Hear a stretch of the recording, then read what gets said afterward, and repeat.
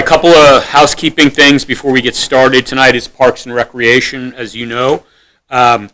So next month, February 8th, is going to be here as well, and that's Finance, which includes the Municipal Court and the Police Department. So that will take place a little less than a month from now. And then, as you recall, we have pushed back the wastewater tour and final presentation for all the departments, A, because of spring break, and B, because we wanted to catch spring, daylight savings time, so that when we walk around, it'll be lighter longer. So that means that that'll be on March 22nd. And then I'm still going to have to work with the city clerk April instead of the end of March as far as the city council meeting, where we give you guys your plaques and you get to mingle with the city council. So that'll be in April instead of March. Okay, I have sent you all Jason, Christina's, and Cody's bios. So in the interest of time, and we got a lot of slides to go through, and as Marilee has pointed out, rain is moving in. 9 o'clock as of right now. If we can try and get you out of here no later than 8, that's what we want to do. So I'm not going to read their bios. I'm just going to let them have at it. And Jason, if you, and any of you guys, if you want to say a few extra things that maybe weren't contained in the bio, I know you talked about how long you've been here and what your positions are, or maybe something community related, that would be great. So Jason Crum, he is our Parks and Recreation Director, and he will start us off. And I am recording. Nope.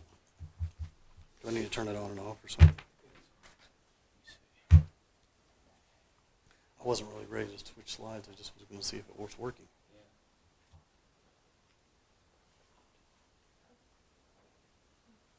I'll do it manually.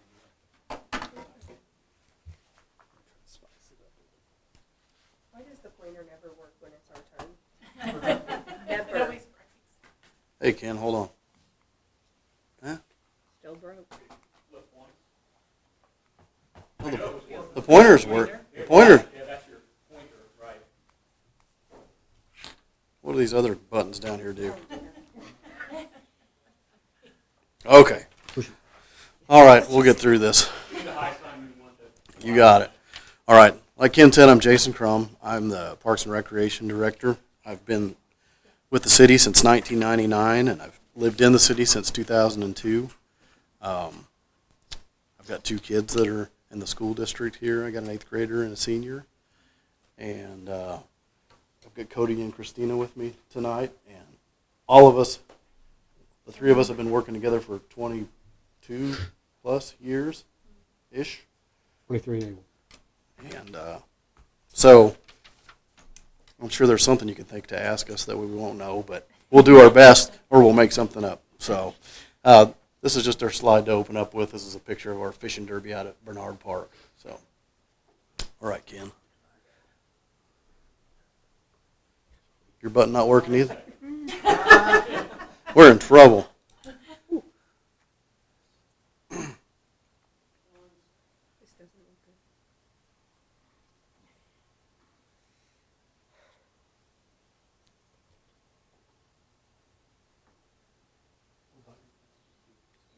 I was going to say, we have it printed off in front of us, too. We need them. Hey.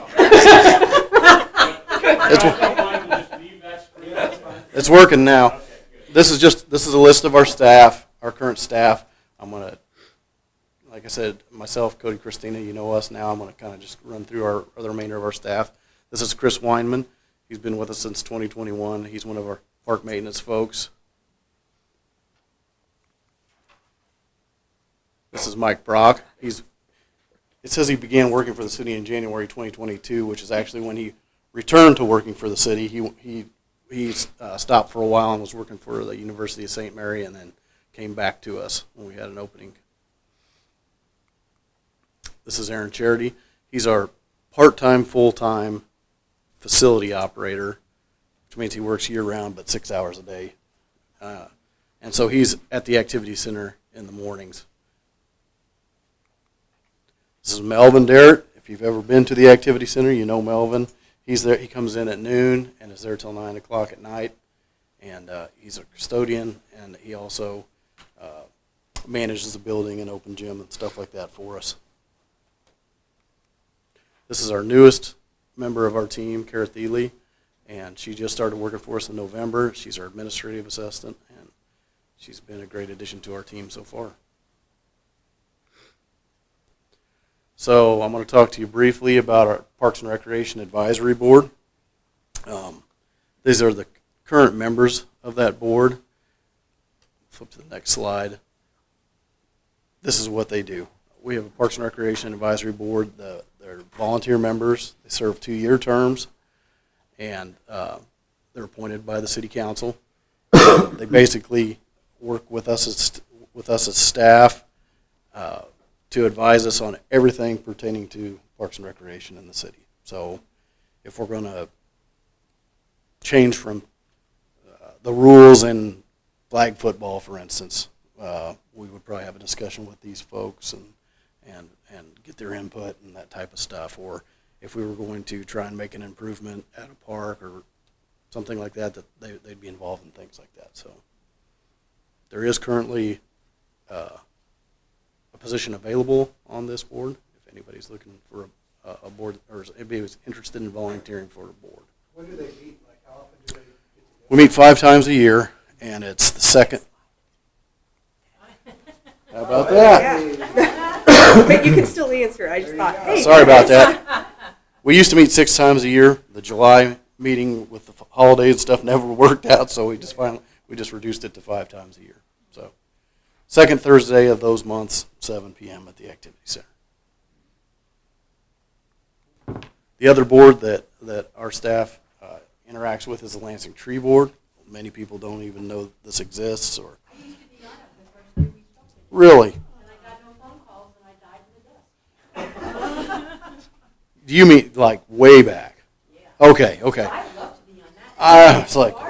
I was like, holy moly! I was like, surely we would have called you back. I would have been in so much. Well, we actually have a full board on with the tree board right now, but yeah, we got 7 members, and but they are reappointed every 3 years. So every year, some positions are advertised. So because there's 3 the positions expire this year, 2 and the 2 again. So So when you say advertise, like if someone wanted to be on any of these, would it just be on the link, like on the Facebook page?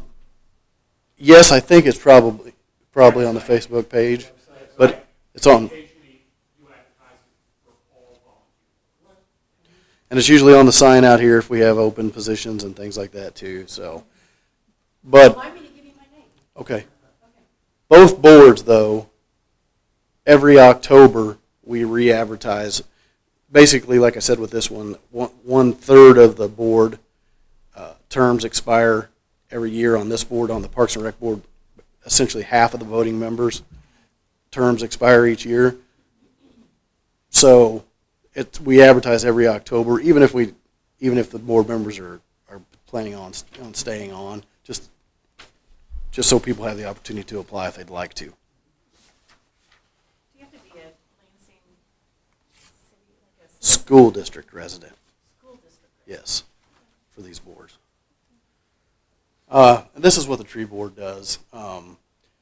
Really, if you've gone to any of the city events, the biggest thing that they do for us, in my opinion, is we set up a booth and we order a bunch of sapling trees from the Kansas Forest Service and hand them out. So if you've ever been to the Fall Festival and you've seen somebody handing out trees, that's our tree board members, and we get a lot of good public feedback from that. People really like that, and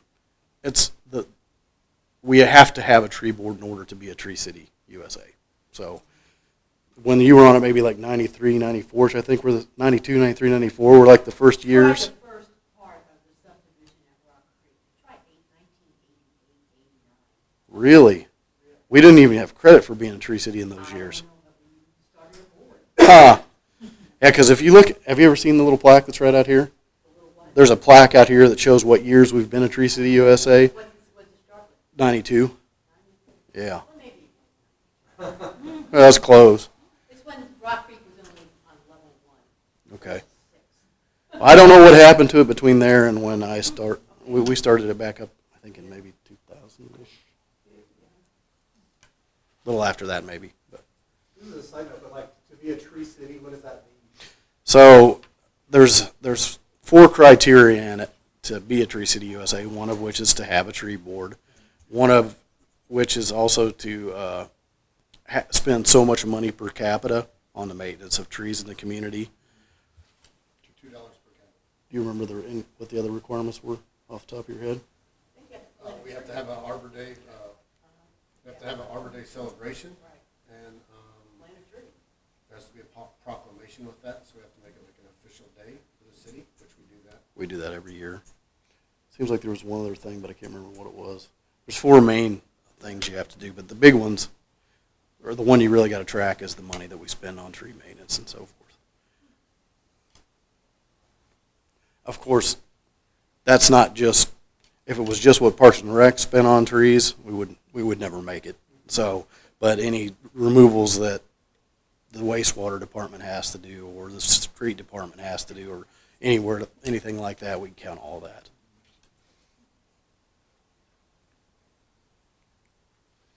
Here's our meeting schedule for that. We meet the same days, we just meet an hour earlier on the tree board. Here's a picture of our planting from last year. This is Highland Park, if you know where that's at.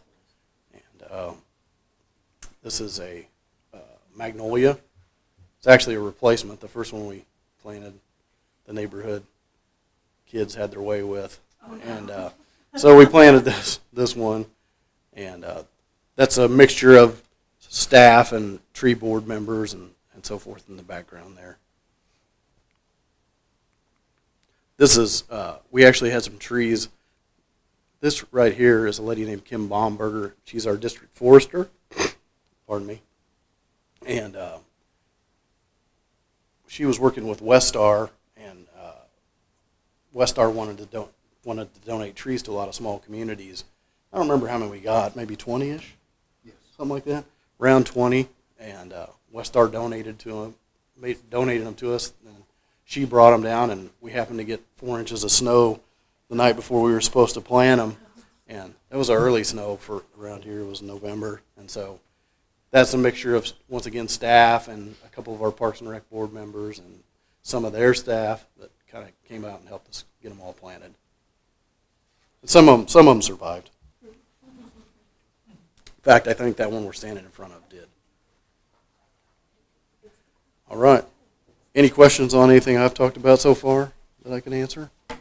I'm going to hand it off to Christina to talk about the Recreation Division. Nothing, this doesn't work? It does work. Christina is a recreation program. Well, we'll see how this goes. Yes, I'm Christina Moberly. I'm the recreation programmer. Do you recognize that little guy down there, Zach? That's Parker. Is that part? It's Parker. It's one of our favorite pictures. It is a very old He's a picture. senior this year. Yes. It's quite a difference, right? Okay. So one of the biggest questions we get is how much work goes into each of our seasons for each sport. And this is just kind of a rundown that explains once the registration is done, or even a lot of these before the registration starts, these are the things that we have to do. Either a pre or post-season meeting if needed, if we had any changes that anyone wanted to discuss with the rules. We have to submit permission for the facility use. We use a lot of the school district's facilities, so we have a memorandum of agreement with them, but we still have to submit requests. If we have any seasonal help that's needed, we have to advertise for that to try and onboard some employees. We coordinate with the other organizations. Currently, we work with the Kaw Valley League for our baseball and softball, the LSA for soccer, and as of right now, that's the only one we're not doing basketball, right? Right. Okay. It has on here, create a flyer to distribute. Okay, it does say Skyward. We now do everything Skyward with them, so they've been very helpful in putting that out digitally. We have the press release that Ken puts out for the local media. Coordinating with officials has become quite the task. It's getting more and more difficult, as I'm sure you guys have seen in the news, to get referees and umpires. So sometimes we don't hire our own, they're contract employees, so finding those groups is starting to be a bit of a challenge. We always check our equipment, make sure that we toss out anything that's not working and purchase new. We have to have a coaches meeting, so if you're selected to coach, you would come in, we would go through the season expectations with you, when the season starts, when your practices are going to be, when the games will start, that sort of thing, check out equipment. And at that time, we would assign the practice times. We update the game rules, order the jerseys. Our jerseys are ordered specific to each child. We don't just give them a lump of them. It's at the time of registration, you would pick youth small, youth medium. And then at the end of the season, all of our participants get a little participation medal showing that they participated for that season. Sorry, go ahead. Are there concession stands at the new baseball field? Mhm. So who mans that? Typically, we, The high school seniors? no, well, so, yeah, we usually hire people and we run it internally. We're actually advertising for that right now. We have RFP out for it to see if we have any bites on anybody that may want to run it as, a Business. moneymaker or as a business, yeah. So that's on the website right now. Submissions are due for that on the 20th of January. So I hope we get some submissions. That ends up being a lot of, there's a lot that goes into running a concession stand.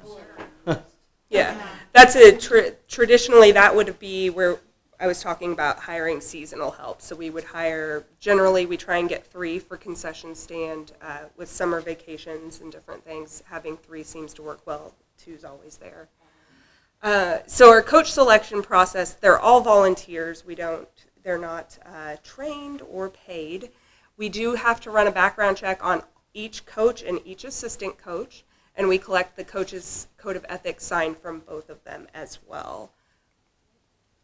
These are the different sports that we do offer. Right now we actually have basketball, and this is for kids in 1st through 6th grade.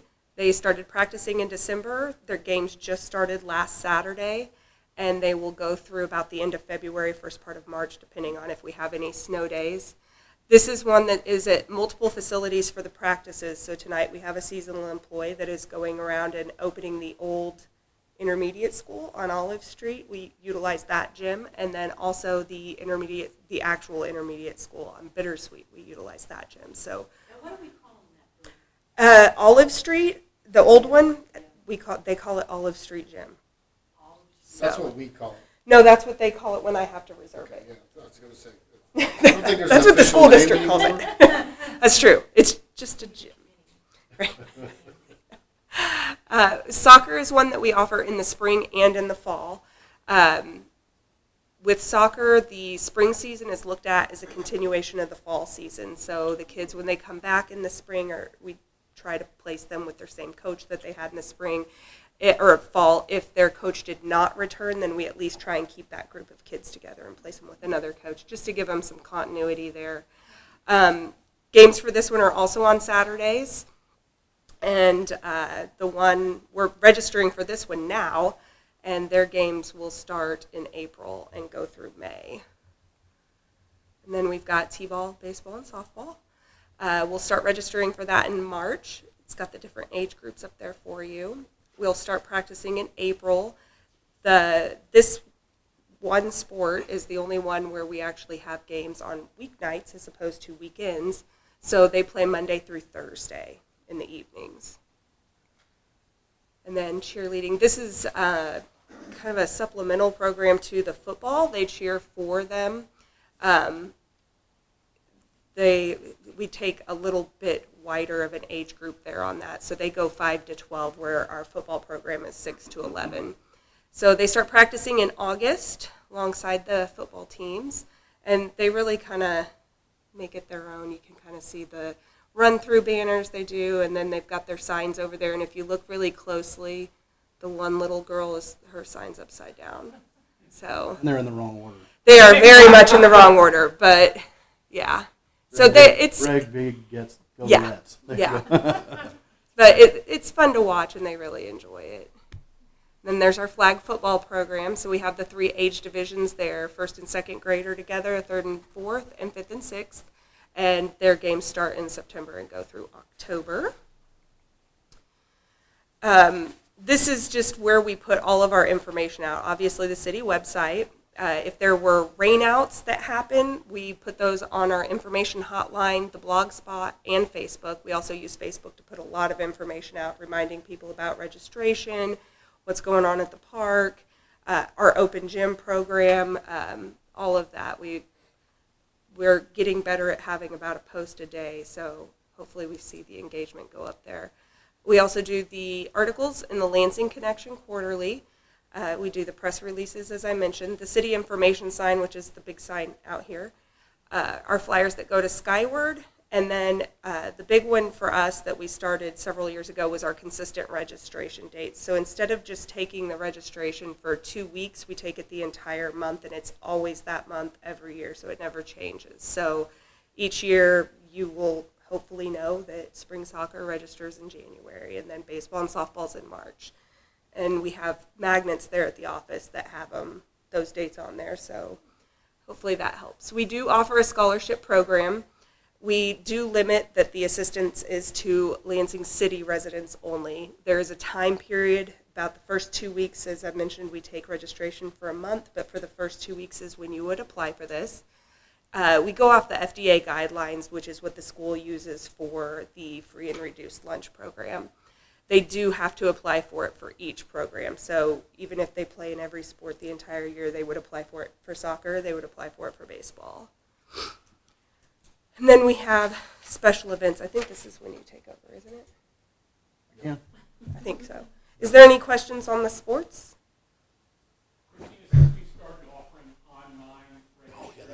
Oh, that's a good one. Yes. What would you say is the percentage that are doing it online versus still coming into the office?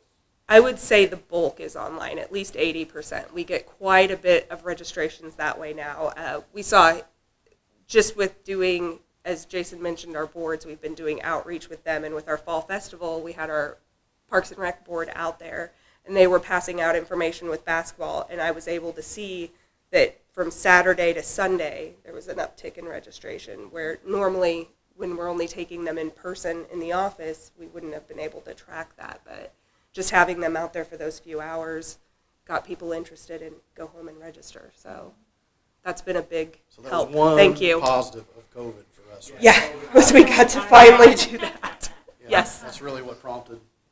We always wanted to do it, and then we were kind of almost forced to do it. So that was good. We have several, since we are citywide, we are a small staff. All city employees are basically involved with every event that happens in the city. Otherwise, we just wouldn't have enough people. But the responsibility for different events are kind of sprinkled throughout the city. These are the ones that are ours, and I'll go through them real quick. Fishing Derby is one we have each year in May. Second Saturday in May, it says. Yeah. Okay. We Anyway. discussed that. Okay.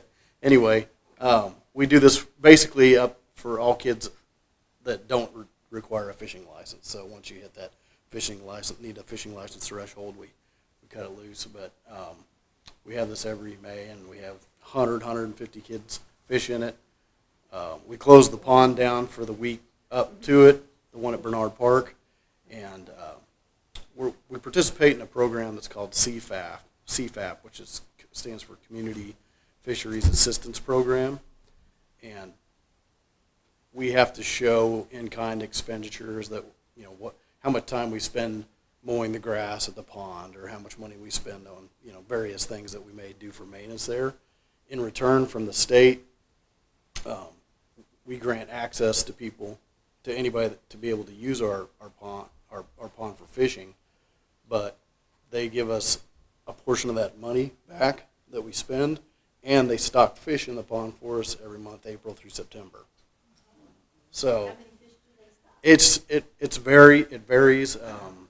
It's between like 40 and 80 pounds of fish, and they're generally relatively small. They're going to have to grow a little bit before you can catch them. So But when they mow that lawn, Mhm. they don't put any fertilizer or anything on it, do they? we do not. There's duckweed in there, and that's what I was thinking. Yeah. Well, we've got a lot of there's a lot of runoff that comes into that pond, from other properties or farm right across the road and everything like that, but we don't fertilize those pond banks there.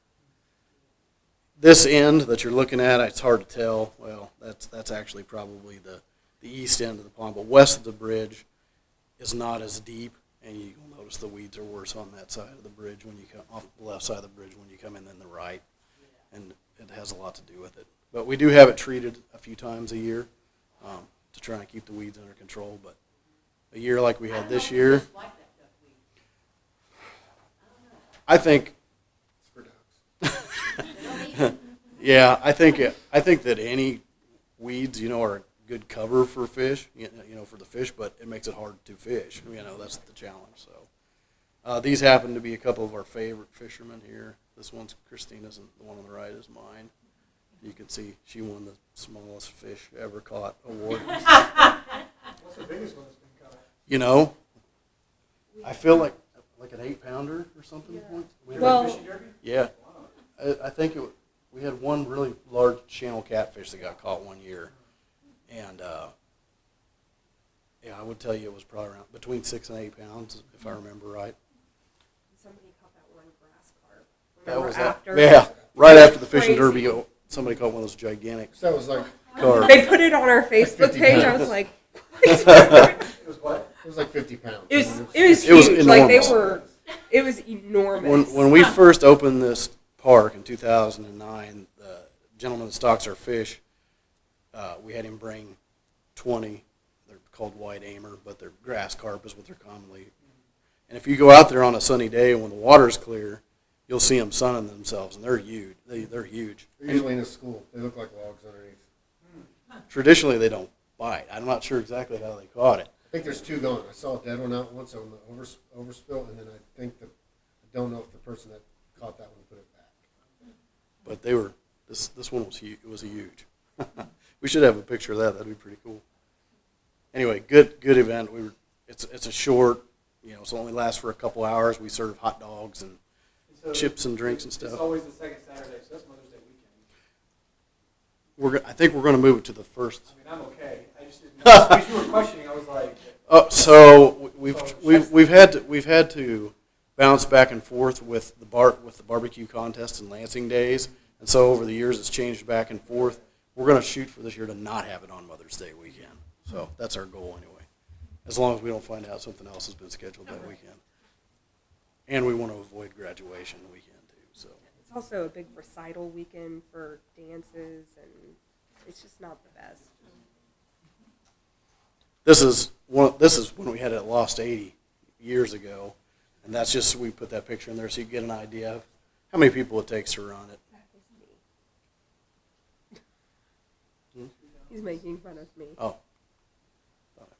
The Spooky Center, we have this big Halloween party every year. It's the Saturday before Halloween. It's kind of hard to see what's going on because it looks crazy in there. But we kind of have all those kind of like traditional high school or school carnival games and things like that, like beanbag tosses and ring tosses and various things like that. And we set it up in the gymnasium. And the library helps us with it this year where they did a little trick-or-treat village thing up here on the stage. In the past, they've done different things. Like we've had everything from haunted houses to zombie shootouts and different things like that. But And what gym is that in though? that's the activities at the Activity Center on South 2nd Street. And it's from 3 to 5. Mm-hmm. And it's free. And kids go out of there with a big, humongous sack full of sugar. And it's pretty fun. I already kind of talked about, the other city events that we help out with, and those are listed there. I think Christina had a couple more on that opening slide. So these were my slides. I am so sorry. It's all You right. take over at city events. We're good, but talk. You want to talk about summer camps and Christmas craft night real quick? Joe? Sure. The summer, do I have to get up? No? Okay. The summer camps is something we're actually working to bring back this year. After COVID, we had to kind of derail that. We generally bring in certain groups of school-age kids. The library and us work together, and we do crafts with them. In the past, it was a week-long format with them, so we would say, okay, it's 3rd and 4th grade for this week in July. They would come in, and we would do all different activities with them all day. It was exhausting. So we're looking at doing that again this summer. We've also in the past done a spring break camp with them, and again, specific ages. We try and group together and make sure we're hitting all the different age groups. So if you weren't old enough to do the summer camp, then maybe you can do the spring break camp. I don't believe we're going to do the spring break camp this year, but the summer camps we're looking at bringing those back for this year. Graham did the spring break camp Mm-hmm. when COVID hits. They made it one day, and then it was canceled. So, and that was our first experience with it. Mm-hmm. You really liked it. So, is the summer camp the same as the spring break camp? It'll be very similar. It has been in the past. We're actually meeting to plan for it next week, so I'll know a little more. We had discussed maybe making it just a day camp as opposed to a week long, just for the sake of trying to keep their attention all day long. And also, even though we are specific about the age group, so the spring break camp that you're referring to we did that one with 1st and 2nd graders, just seeing how young we could kind of go with that. And there's always a wide berth of how quickly they do something. So you may give everybody the same project, and one kid could work on it for 8 hours, and the other one's done in 5 minutes. So we did a lot of snacks, that kind of thing. But yes, we will have those back, and we should have some information about that coming out probably around spring break for the summer. Oh, Christmas craft night. That was, again, we had done that with the library where we brought in an actor that played Mrs. Claus, read to the kids, and then we did a bunch of different Christmas-themed crafts with them.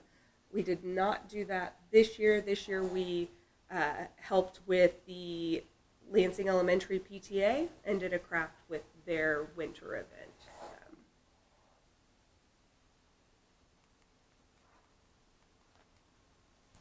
You broke it, didn't you? Yep. Well, guess you don't have to go. Whatever you did last time, Ken. See.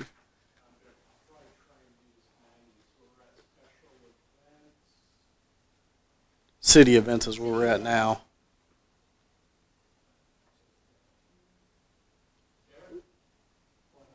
Well, we were the one before, but I think we covered it already anyway. It just basically said Lansing Days, 4th of July, any other events we were working with. So, we also, our department, we manage the activity center. That's the building I was talking about that's over on 108 South 2nd Street.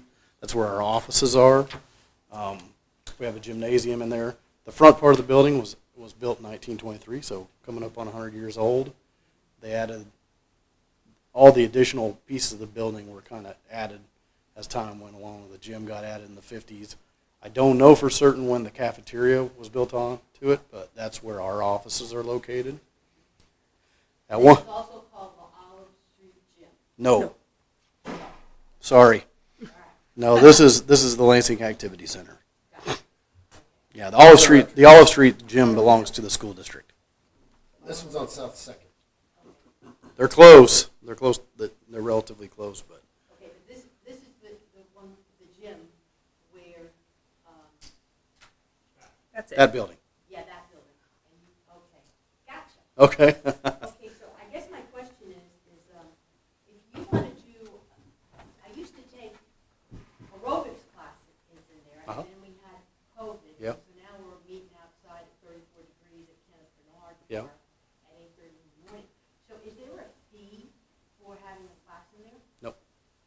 Okay, I have to tell you. Okay, now let me tell you. Well, yes. So do you take them with Teresa? Yeah. So she knows. She's worked with us for years on that. And what she had said was, you guys really enjoyed being outdoors and doing the class. Okay. So it's still available. So, and she knows the process. So Okay. yeah. So my other question was, and before Christmas, I went in there to see if friends in my neighborhood, because it was so cold, that we could go in there and walk around 4 times again in the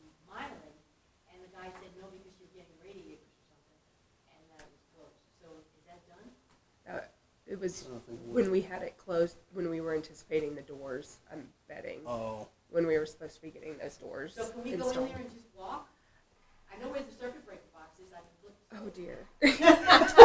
now if you wanted to rent it specifically for something like that, you could. We did have some open gym time in the morning, but it was so poorly attended. Honestly, we quit doing it. But it's something we can consider But if- starting to open it back up If again. I knock on the door, is somebody in there? Not always. Our morning guy is in college, so his schedule flexes. So there's always somebody over at the office, starting at 8 o'clock in the I morning. got a babysitter and he didn't know anything. Babies. Oh, did you go in the office? Yeah. So Erin was covering the office, is what she's saying. Okay. So, So go there to see if I can get there? Yes. Okay, Yes. all right.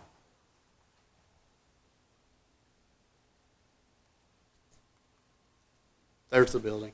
That's the front. That's the front part of. This is the part that was built in 1923, and like I said, these other parts back here are built on years later. Our office is right over here. You can't quite see So that was it. the cafeteria for your office? Yes, it was the cafeteria.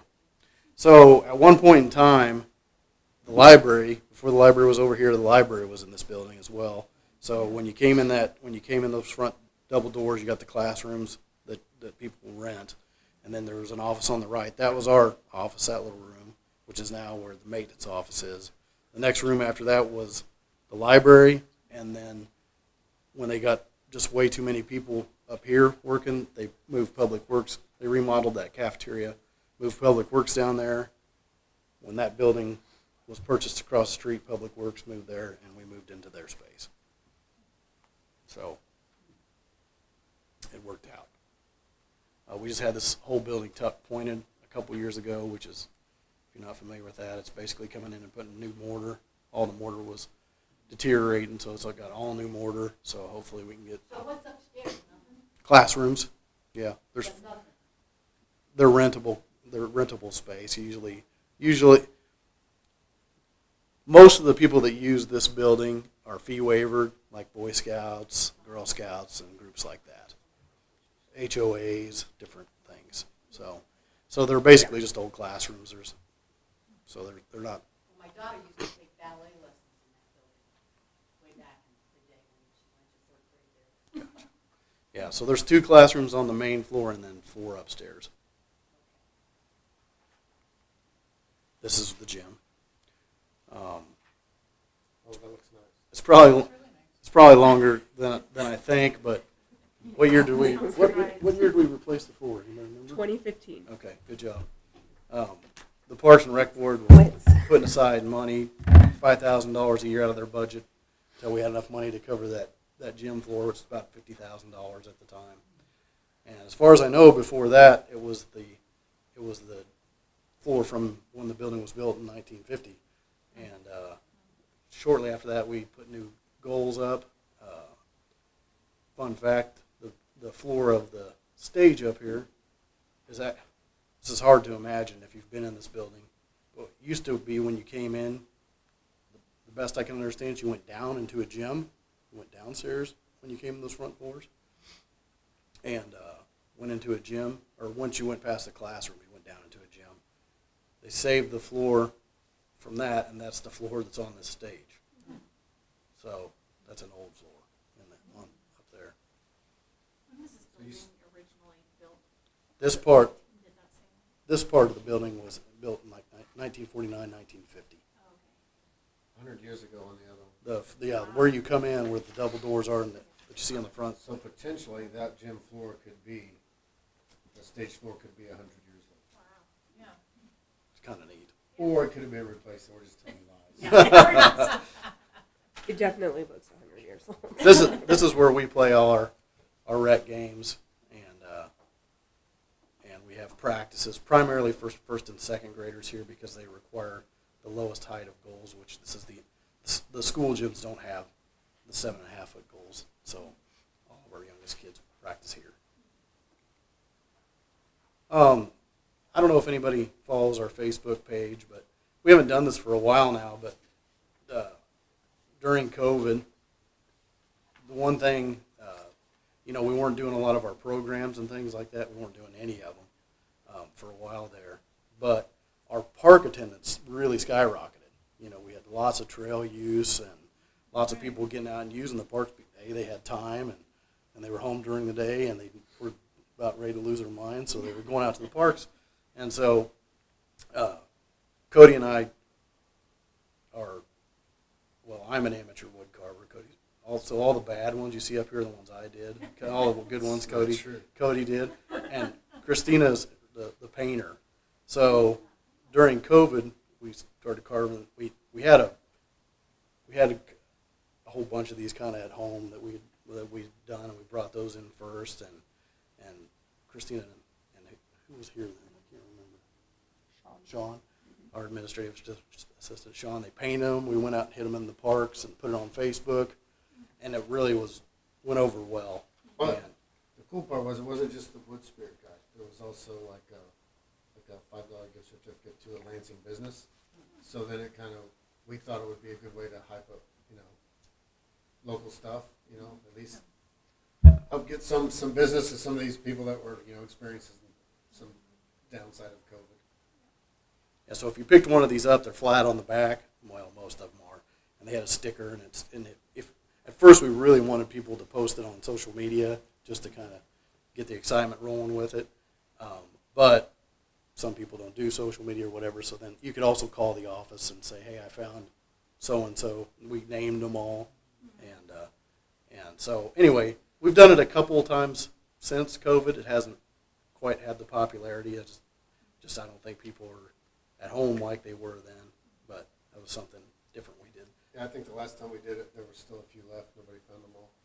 So you could tell that it They was. might still be out there. Yeah, there probably is some out there somewhere. It was not the buzz. We that knew was. some people. We found some in places we didn't hide them, so we know that people were moving them around too. So these ones we did obviously for Halloween, but they had magnets on the back of them, so we could stick them like underneath playground equipment and all over the place. So those were kind of fun.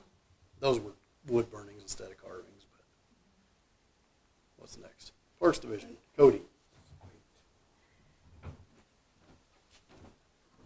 If you start talking for a long time, just click it. I think I'm just going to go real fast.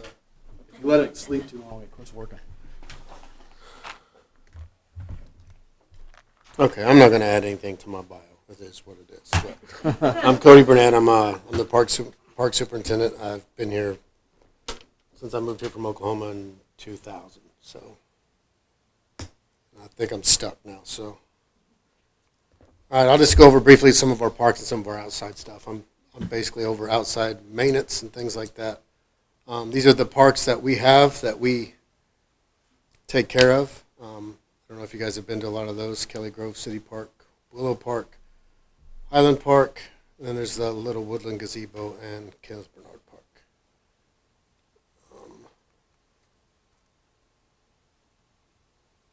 All right, and this one is, I thought we had addresses. Yeah, 320 East Gilman. So it's right at the corner across from the Humane Society, Caddy Corner that way.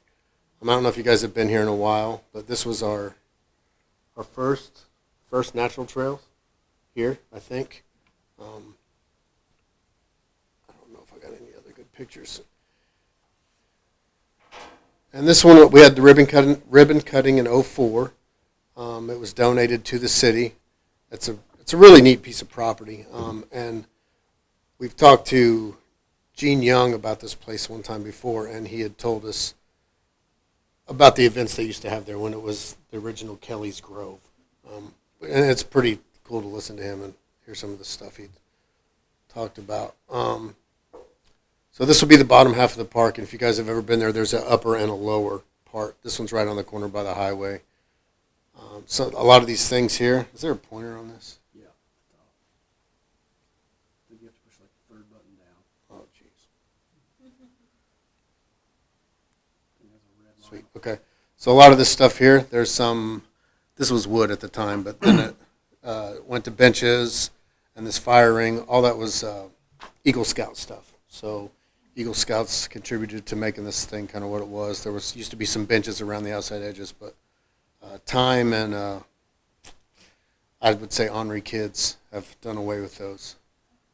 But we used to do our fall festival down here. back then it was called Autumn in the Grove. It was a really cool event, but it got canceled about every other year because of weather and flooding. It's just not a very good spot for that. But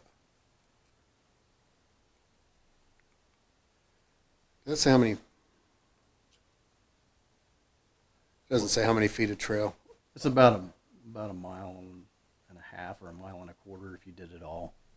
It's pretty short, but it's wooded. It's kind of cool. It's the upper is a really cool place to get away. So I've noticed we used to catch a lot of homeschool groups would come out here and walk. A lot of times during the day. I've only gone in through it. So like from that entrance you were shown before, does it connect to that part? So this one is at the top of the hill after you're going like towards the transfer station. And it's just a little cutaway. There's a little gravel park. That's actually that's the actual parking lot for the park. Yeah, like right here you would be nosed in. Those are parking blocks right there. Okay. And then you would just walk up the hill and you're down inside of it. It just takes you down in some kind of a meandering loop and then back out. But there's like some bluff overlooks and stuff like that. It's kind of cool. You could from parking there. There's no sidewalk, but you could walk down the mowed edge, and then there is a bridge across. There is a pedestrian component to that bridge that would take you to that lower loop. And I need to update that picture. I'm going to be honest with you. That picture looks a little bit better than what it looks like right now. We've had an additional sign added, and these all got washed out really bad. Maybe it won't get washed out because the city is coming in the back of my house and they're gonna dredge that creek and they're gonna fix the culvert and then they're gonna dredge the other side. And so maybe all that water won't flood that. We'll see. We'll see. Well, You got a lot of work going on. third time around, what do you want? Wow. Good work. Staying on it.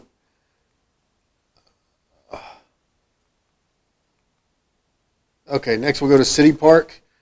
If you guys have ever been there, you got kids there, you've probably had the nightmare of parking during baseball nights.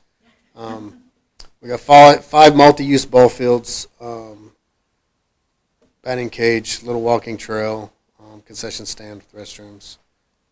It was formerly the city sewer lagoons, which was before my time, but Jeff Folk, the street superintendent, tells stories about when they turned that from lagoons into a ballpark.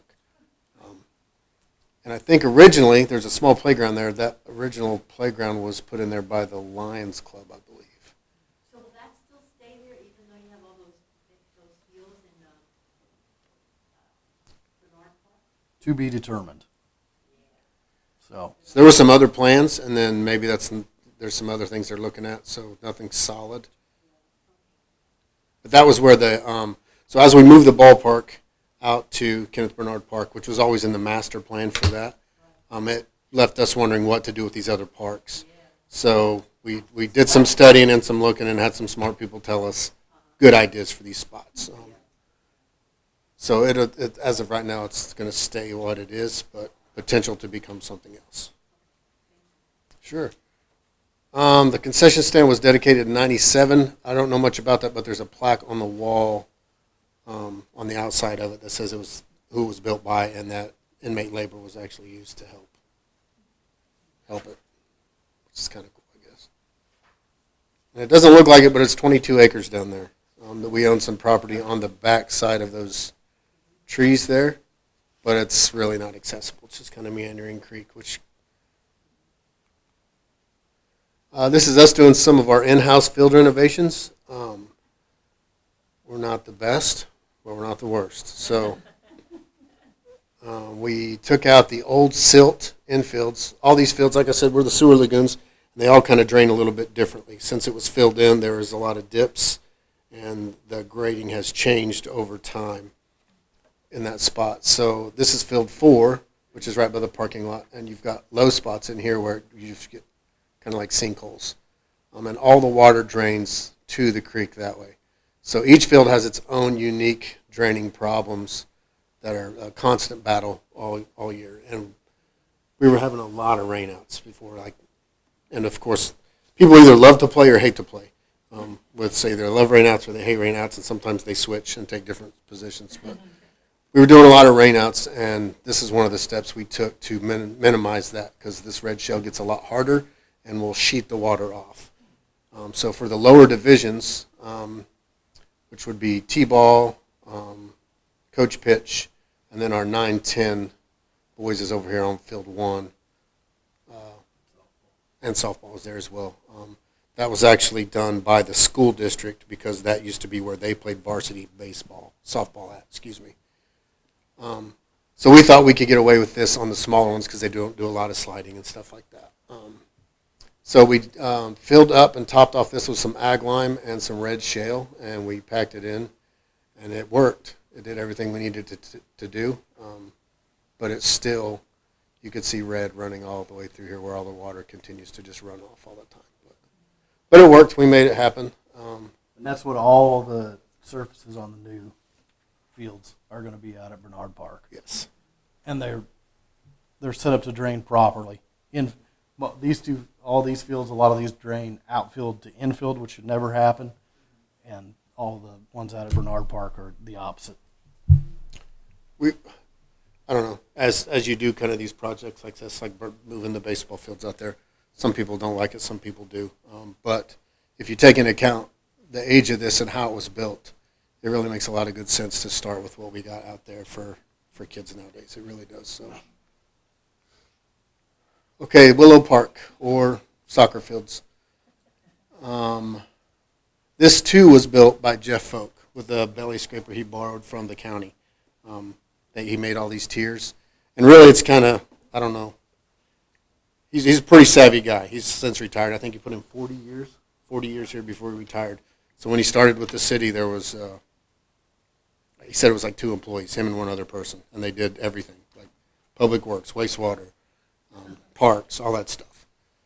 When it snowed, he rode in the back of the truck and threw salt out with a shovel. With a shovel. Literally, sincerely, not joking. He's a good guy. I don't know, kind of wish he was still around. But they put these fields together. They're tiered. They drop down. So this one is be our U6, U8, and then as you go further down, this will be our U6. Then as you tier it down, that'll be U8, and then we do a U10 over there. Used to be set up a little bit different, and we've had to kind of change how we do things as the years have gone by to meet the needs of ourselves and the kids that play. We do have the small playground here.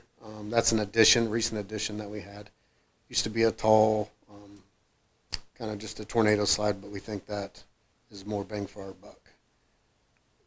So they're doing soccer, I mean, I know they have soccer fields out at Kenneth Bernard, Mm-hmm. but are they doing are those just the soccer fields, or are they going to make them, I don't know, nicer, newer, whatever? So the original plan called for something different with those soccer fields than what they are. Okay. I can't really speak to the whole process of it, but they are not completely finished as the plan. They were basically rough graded to like a 2% grade, so we could use them at least for practice. Right. But there's way more improvements that need to be done. Well, to that's them. so the idea though is like everything's at Kenneth Bernard sport-wise, like soccer. baseball. Ultimately, yeah, that was kind of like the overarching theme of when we did a master plan a couple years ago, and this is really undersized for what we need. You know, the parking lot's inadequate. We don't have enough space for the kids. Well, same thing with baseball and softball fields, particularly the parking component of that.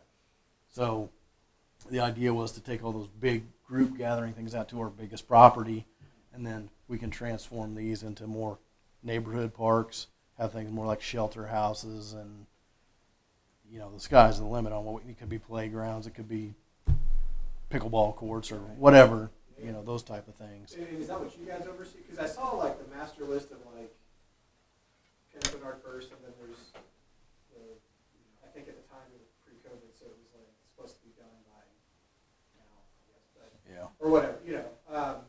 So is that what you guys oversee? Is all this new park stuff going on? Is that It's part of what we do, yeah. So that's kind of the phase 1 of that master plan was to move baseball and put the splash pad down there.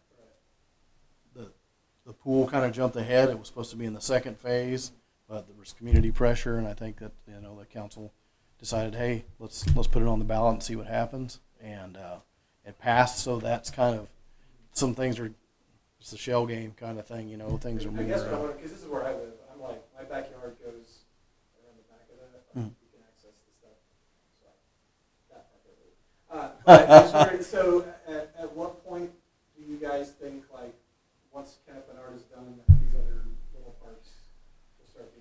I honestly can't give you a good answer to that. I mean, we'll keep I'm sorry, that's not a very good answer, but I mean, obviously we're gonna hope and keep asking for things, but we're biting off between what we spent out there and what we'll spend on the pool.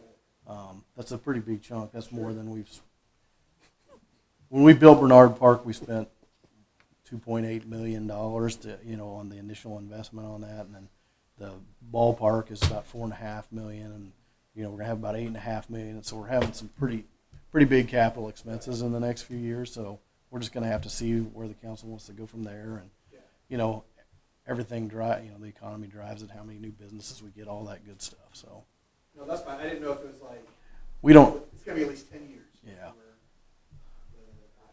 before Well, I'll tell you, when we opened Bernard Park in 2009, we thought, honestly, I thought it would be years before we did, we got it even open to the public. So I was glad that we at least got it to where people could go out there and use it.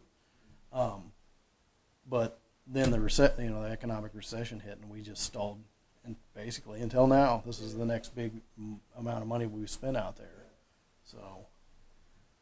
So it's just gonna. We'll have to see how it all plays out. It's all dollar driven, I think. If you got the money. I'm excited. If you ever want to look at the master plan, it is on the website. I was hoping it was in the slides.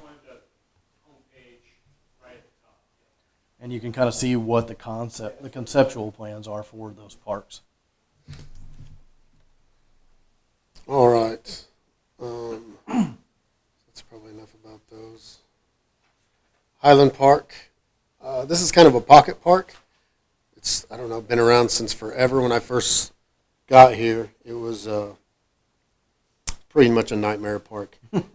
We take these courses called Certified Safety Playground Inspector courses, CPSI. So they open your eyes to the hazards that are on playgrounds for kids that other than your own. Okay, so once you take that, your life's changed forever. You can never relax. You'll never. Once you're a school teacher at the bottom of the slide and you see a kid zipper get caught in the middle of the slide and he's choking, you want to be at the bottom of the slide. That's the stuff they show you. They tell you every horror story that's ever happened. So when you go to these things, you look and you just see death. It's the worst. It's the worst. So that park had some of the issues. There was concrete that was used to pour on the footers. There were some rusty pipes. All these things. There was some equipment there that shouldn't have been there, like fulcrum seesaws that are made of wood. But you can put your fingers right in the pivot point of them. Yeah, and it's the kind, if it hit you in the head, it'd be like getting hit with a 2x4. It was just, but they were really fun. And when I was a kid, I never thought anything about it, not one time. You should have seen the slide at the first elementary school in Lansing. It was like this. Like a ski slope, like straight down. It was amazing. Well, once they opened my eyes to this stuff, I couldn't. And I have 4 kids. All of them have went through Lansing School District, and all of them have not had the childhood they deserve because of their dad saying, "Don't get on that. Don't touch that." So we do pay attention to the things that we think are safe and are usable for kids. This park was a huge improvement over what we had.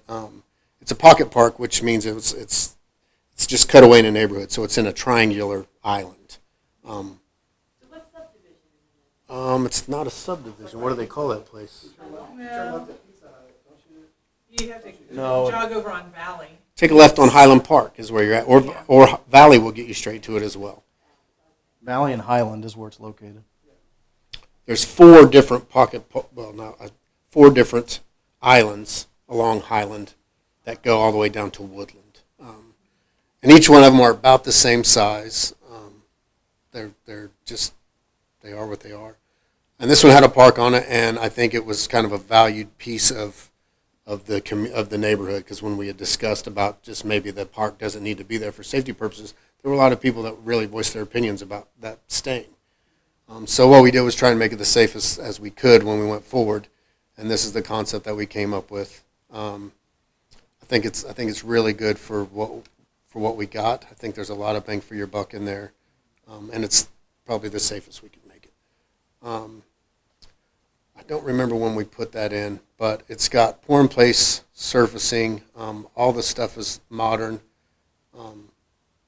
Maybe designed for a little younger age of kid as opposed to the, closer to teenage kids. Probably not that cool for them, but younger kids it would be. Do you remember what year we got that at? You know, I feel like it was like 2019. Right before. Yeah. Okay, and on this block, that's where the tree planting was also. And this was the first one, I think, that I'd seen a neighbor come over to the tree planting. It was pretty cool because it involved somebody that had no idea that it was going on, and they're like, hey, I want to be a part of this. So this is further down that same road. This is at Woodland and Highland here, and this is a old gazebo. It's been here since as far as I know when. I couldn't tell you. As long as I've been here. For both of us. VFW updated the gazebo. They added some benches and did some other things.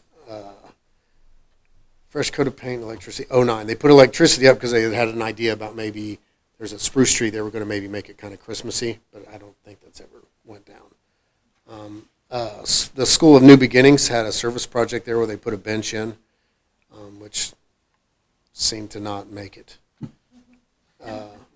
And then the really cool part about this is right across the street, there's somebody who I believe is a master gardener or was, and they took care of it a lot. There's a raised bed planter in there. We've done some work to it as well, but they really enjoyed taking care of part of that. So there was a sign up that said this was taken care of by neighbors. There's some beautiful flowers that bloom in there. It's pretty neat. I kind of like it. But it's small. You almost would just drive by it. You never go walk to it or visit it. But okay, and then this is our biggest park. The ribbon cutting was held in 09 and features 2.2 acre fishing lake, practice soccer fields, trails, pavilion area, picnic shelter, playgrounds, with Veterans Memorial, and now a really cool baseball complex. It's roughly 128 acres. I don't know how many great slides we got here, but I've got some other pictures I should probably put in here, but these are just random pictures of the lake that I probably took on some morning. I think Jason took that one. Both of them? Man, you're good. You're good. Okay, and this is our trail that goes all the way around it. It says bike trail, but we have a ton of foot traffic.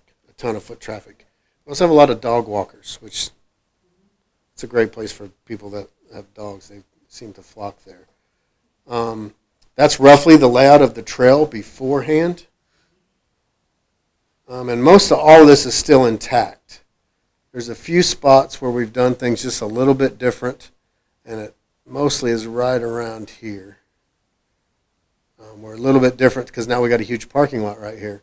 So we go in and we come out, and then you can basically access these two sides of the trail through the parking lot, more or less. And then there is going to be a spot where you can get down and access this half again. Is that already there? That top spot? This here? Yeah. Yes. So what's the red circle? That right there is a crossing. That's a creek crossing, which is a low water crossing which constantly is getting washed out. Because there's a creek that runs right through all of this and comes all the way around, and I believe it comes out. Even when it washes out, as Here. long as you're not there when it's like actively raining, you can pass. You can step across it pretty easy. It's a trickle most of the But time. we have a hard time accessing it with mowers and tractors and stuff like that. So sometimes you might, if it's been raining and we can't get down there, because it's all sloped, and if we can't get down there to patch that up, then this will be tall until it dries up enough for us to cross, until we get down there and can patch up the crossing. So that's kind of a choke point. We have another crossing over here which has been improved. I wish I could tell you all the good specifics, but we had a couple different ideas go in there. But what we've got now is a box culvert that really does a good job. We don't have any more problems like we used to have. No bad washouts or nothing like that. So So going back to the top. hold on, I'm in the wrong spot, aren't I? No. When I take my kids through, like we start there at the bottom of the picture and go, so it's always like three Here? trees. And so but up top, you say, is it just mowed grass that you're walking through? Or? Over here? Yeah. Yes. There's trees too. So it used to be it used to just be a big pasture because all this was farm ground, right? Back whenever we got it, And then it was kind of cleared out and made to what it is, but it was all mostly farm ground. That's all there, but if you don't get over there and mow it every season with a tractor, and it's not wide enough for us to access it with a mower anymore, especially since the park was put in, because we saw it before the park actually came in there, and you could tell where the farmer had a spot where he would go through there. So all this became overgrown with all kinds of trees. I mean, almost unrecognizable when it was flat mostly. And we spent a lot of time 2 winters ago with a, they call it arborist machine. Basically, it makes trees disappear. And we went through there and cut down a lot of the voluntary scrub brush type stuff. Cedars and the Russian olives and the kind of invasive stuff. We tried to get rid of as much of it as we could. And tree board went through there. This is a good point. I'm glad you said that. That was a tree board project. We met there one time, and we went around and hung flags and all the, I'll say, good trees. You know, the oaks and those type of things that we wanted to try and preserve. The board went through there and we flagged them all so that when we did that, when we took that machine, we could leave them. And so some of the bigger trees you can see in there now, or the nicer trees, I'll say, might even still see the ribbons hanging from.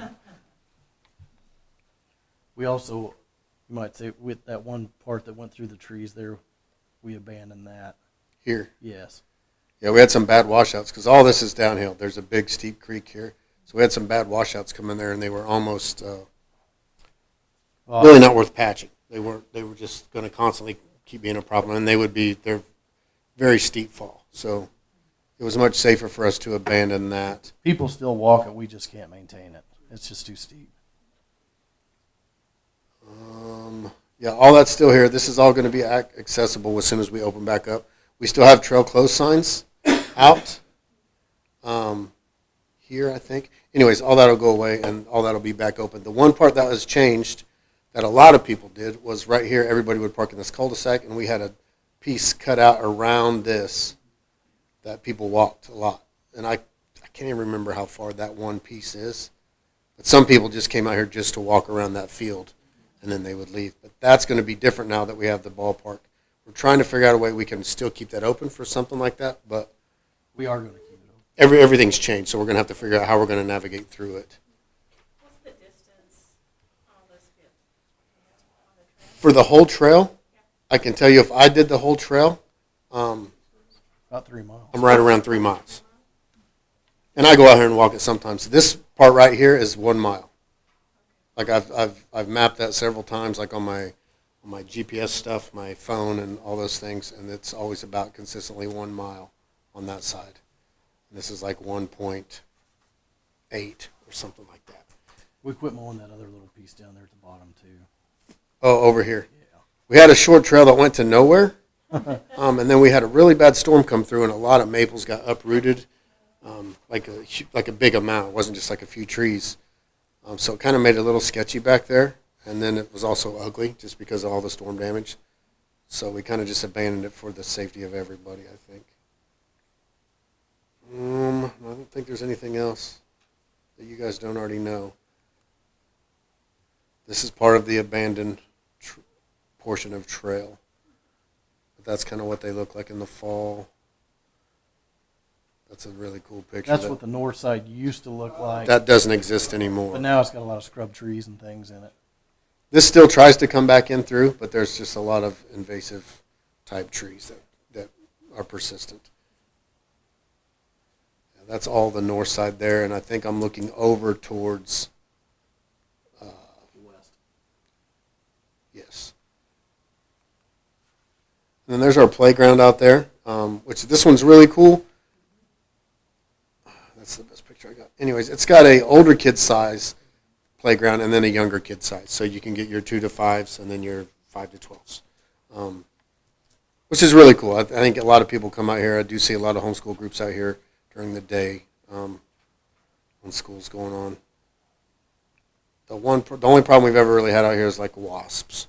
Somebody comes out here and does, I'll call it chalk graffiti, which is my favorite kind of graffiti. Of all the graffiti, chalk is the best. But they have drawn really neat things on here. So whoever's doing it is an artist. Like full-size dragons have been drawn on this. And all kinds of cool stuff. So I'll take that hands down over typical graffiti we get. But yeah, the only thing we've ever had really go out here is we have a lot of wasps. So we do try and maintain that. We always carry wasp spray and try and fix that. And usually if anybody sees them, they'll give us a call at the office, and then they'll let us know. There's a lot of places for them to hide in there. And you can see our soccer fields out there. And that's our gazebo. People be more covered picnic areas and stuff. I mean, is that just in the maybe Yeah, definitely in the master plan, there's a lot of more covered shelters and things like that throughout the park system, not just at Bernard. I'll show you when we get to the new ballpark. I'll tell you a little bit about that's it. not reservable, right? No, it's just we keep it first come first serve. I thought it was. No, Especially birthday parties and stuff. It's first come, first serve. Yeah. Oh. I've been to one birthday party there that they probably just got there early. And we had a little birthday party there one time. At the same time. No, I mean, that was when we had attended, but one other time, and I think there maybe were a few other people around. We just took one too. It was Right. So it's a good spot for that, but it also is it's a shared space, you know. Yeah. So it's just having that one would make it hard to be reservable and be fair to everybody. Right. But I can tell you one thing, talking with a lot of planners and designers like now, as opposed to when we originally talked about this park back in like 06, something like that. Everybody wants shelters now. I mean, that's a way bigger thing. People are like really, all these designers are pushing more of these smaller type shelters for reservable purposes, you know.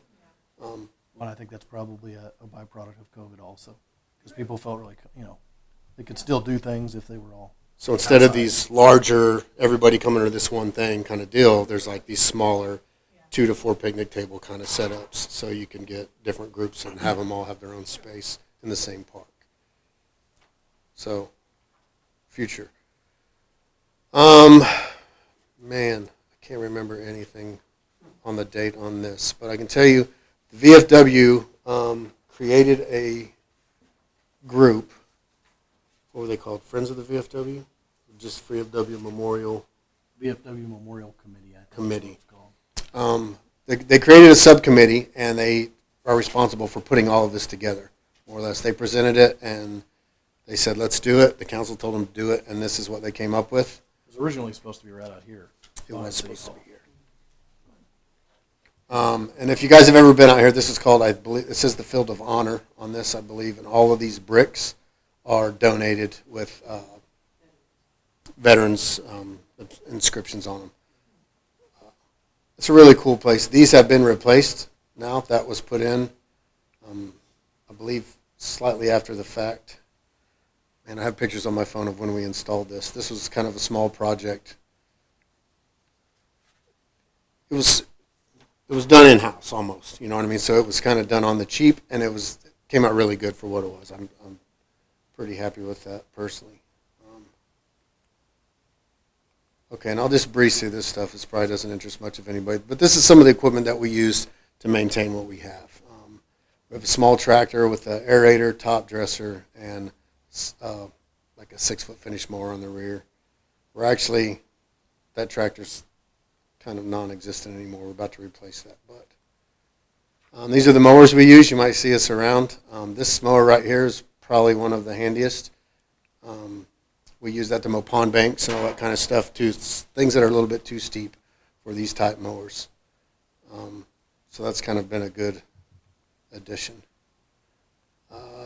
This is our infield groomer, which replaced an old tractor and a drag behind piece of equipment we call a Diamond Demon, which is pretty cumbersome. And this little piece replaced all of that. So now it cut the time in half at least of what it used to take us. And then we got this Polaris, which you talked about Angel Falls Trails, and we've got trash cans on there, and we've had vandalism down there, and there's often things that we have a hard time getting to, and we don't want to drive big trucks. That means, I went on a trail in Rock Creek and I found potatoes, and that tells me that we're inhabited by homeless people. I see. Okay, I wouldn't have known that. Okay. There is a lot of stuff down here, Sweet potatoes. but it's usually corn, and I've seen people put cereal out on stumps, and it's and there's a lot of bird feeders people have put out. So that trail in particular, we only have the trail. Like everything on either side is not our property. None of it is our property, actually. We have easement. We have an easement. Easement. So, I think that's for birds or something, but I've seen Cheerios put out in like piles on old tree stumps. I've just all kinds of random things. I live right around the corner from there, and I walk that trail pretty often. Everybody walks that trail pretty often. I'm telling you, when I first moved in that neighborhood, it was kind of dead, and then they added that trail, and it's like everybody and their dogs. But the city doesn't own that. No. The city paid for it and we maintain it, but we don't actually own it. That's all. Well, I may be telling you a little bit of a farce here. I think The city built a bridge, didn't they? That's correct. So we own from Ida Street. I don't know if you guys remember when it was just a spur. Yeah. Does anybody remember when it just dead ended and then we had a kind of a mowed trail beyond it? It's been a while, but we had an Eagle Scout that went in and cleared a trail all the way down to the falls just so that people could get down there. But it used to just end. So that first part of it is attached to Angel Falls subdivision. So they own that. We have an easement there. We may actually own that first part of it, but it would be just to the other side of the trail. But then once you get to where that spur ends, that's all property of the Catholic Church, and we just have an easement over it. So is the rock that makes the waterfall, is that natural, or did somebody put it there? It's been like that as long as I've been around Lansing. Just a So slate it's bottom slate. creek. I think it's It's natural. got water in it, but it's not a waterfall. Yeah. Sometimes. It's been really, really dry. I mean, You know, depressing. for years, sometimes.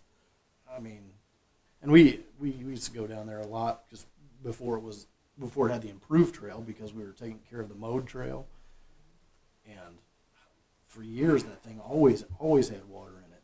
And just, in the last couple of years, last year was so dry, Yeah, it's always kind of a good spot to go visit, the waterfalls. Everybody, and you've also probably seen somebody has shared a picture at that waterfall from somebody, I'm sure. And that waterfall, just for what it's worth, that is not ours. We don't own it. Yeah. And We've had people call and say, I want to get married there, and I want to do this there, and we're like, it's not us. so, yeah, if you wanted to use that for something, technically you have to call It's the Catholic Catholic Church to get permission. Now, they gave the Girl Scouts permission to build that little Right, that trail. gravel trail that goes down to it. So I assume they're okay with people being on it, but the city Looks inviting. we can't give I anybody mean- permission for that. Can I have ask a question real quick? Yeah. Yes, yes, I don't know why I asked you that. I had heard, and I don't know if this is true, but that there was once a plan to connect all the trails in Lansing. Like Angel Falls, all the way even up to the high school to Kenneth Bernard. Is that true? Yeah, it's on the wall back there if you ever want to take a Like, if you go look back at through it. even Rock Creek.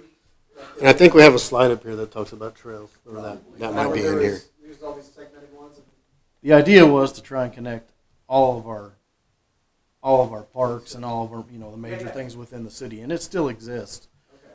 Most of that we do have out there, because for instance, now you could park at Willow Park and walk on primarily what I'll call wide sidewalks, 8 to 10 foot sidewalks.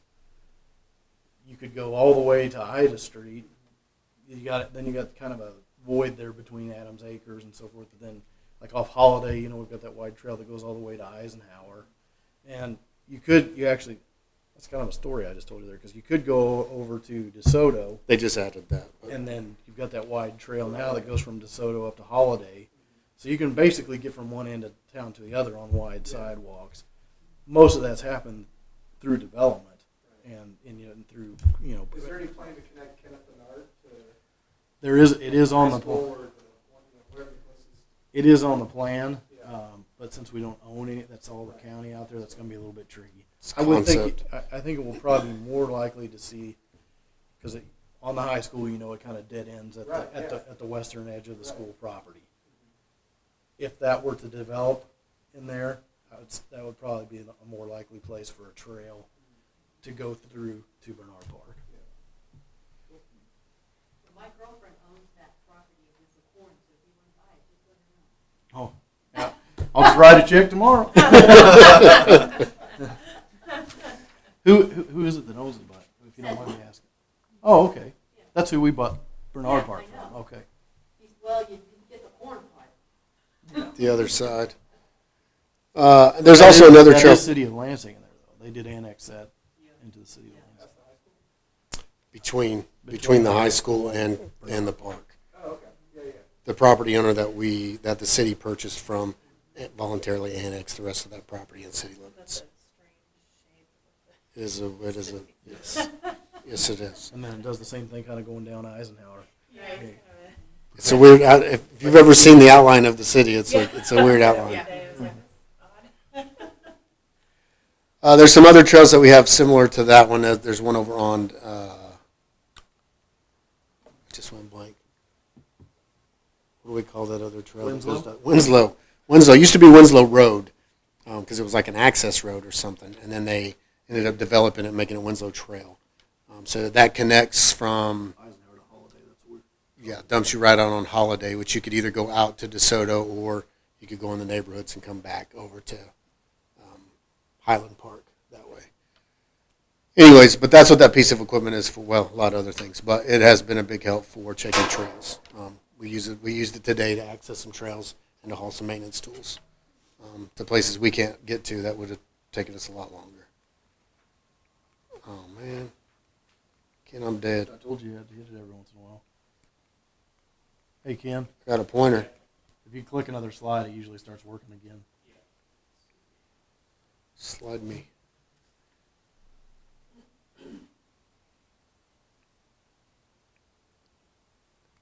Yep, I'm back in business.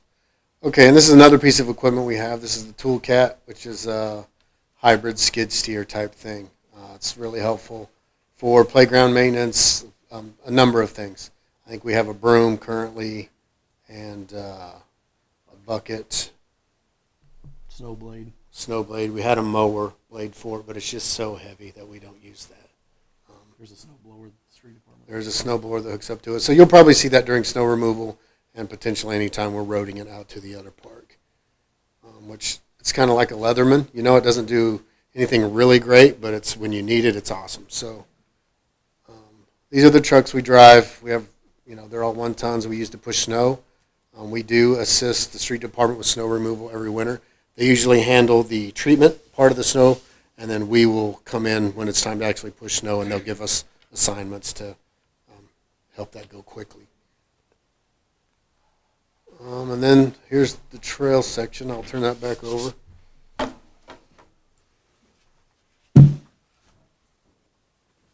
Sorry.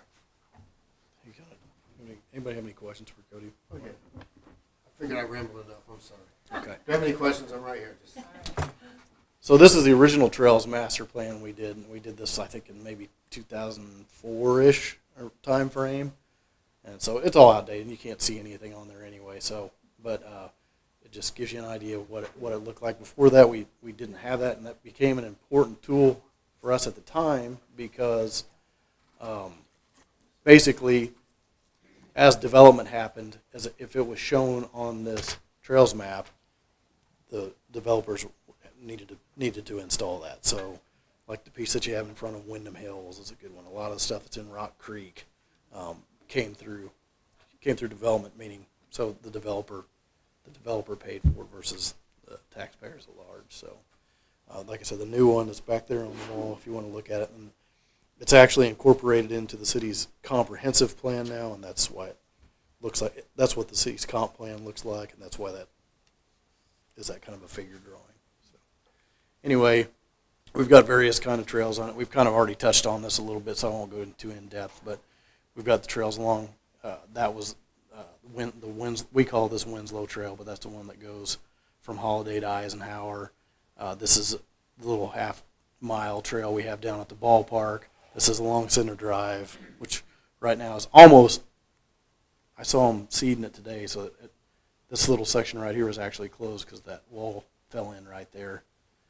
I don't know if anybody's seen them working out there recently, but that trail should be open back up pretty soon.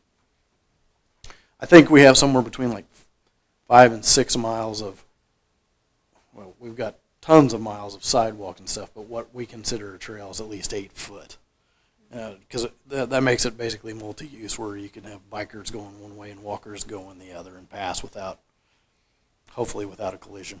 But anyway, we have somewhere like 5-6 miles of wide hard surface like that, and probably about somewhere similar in nature trails, somewhere around that between. Where did you say the top picture is from? This one, that's at City Park, where the baseball and softball fields are. Oh, okay. So there's a loop that goes all the way. The parking lot makes up one portion of it on the west side, but then it connects to the back edge of the parking lot and goes on around. And then there's a trail that kind of bisects it down the middle too. The Holiday to Eisenhower, that's one I don't know. Where does it come out on Eisenhower? Right by the strip mall or Ichiban and stuff. Is that? Oh, yeah. So if you know where actually there's a walking trail around that was always around the pond there at the medical building. It would be on the east side of that pond, and it goes. It's about a half mile or so.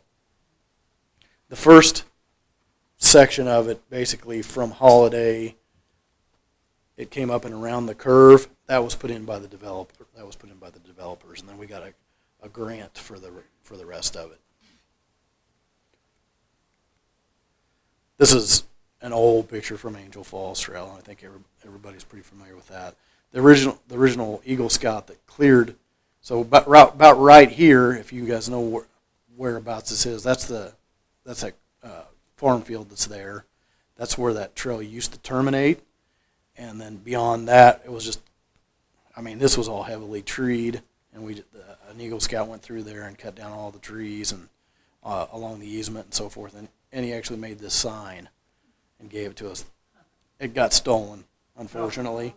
It got stolen two or three times maybe, but we found it. We recovered it somehow. We found it mowing, or somebody would just still take it and throw it, the whole post and everything. And the last time we did it, We replaced it once yeah, with our own version. but we had concrete around this. This is a hedge post, which is hard as a rock. We had big lags going through it that we bent on the backside. Somebody still managed to get that thing out of the ground a few times. And this was really cool because he hand carved it. And I hate that that's gone, but when we replaced it, and then when they stole the one I made, I'm like, we're not doing it anymore. Because it wasn't near as cool as that. But anyway, this is the bridge and the falls. We actually have a couple more benches down there now than we had to begin with. But that one, you can actually see water going over it, frozen water. This is, Cody was talking about that box culvert out at Bernard Park.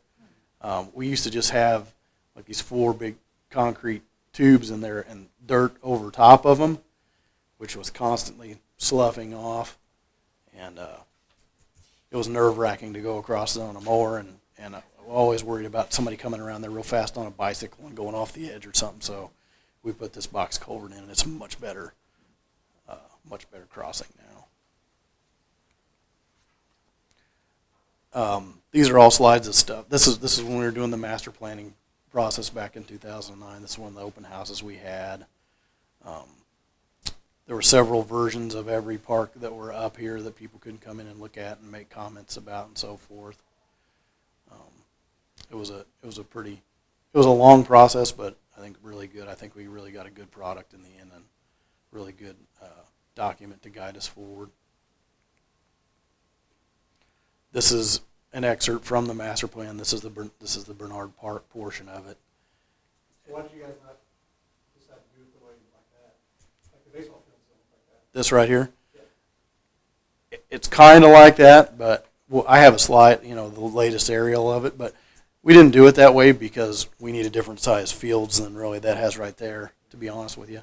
And this was conceptual, and when they actually surveyed it and did all the stuff on the ground, it was a better way to design it, more cost-effective way to design it the way we did. If you look out in the outfields of those, there's 2 small T-ball fields on that concept. Right here. Personally and here. drove me nuts, Yeah. having those look like that, just because they're by the outfields.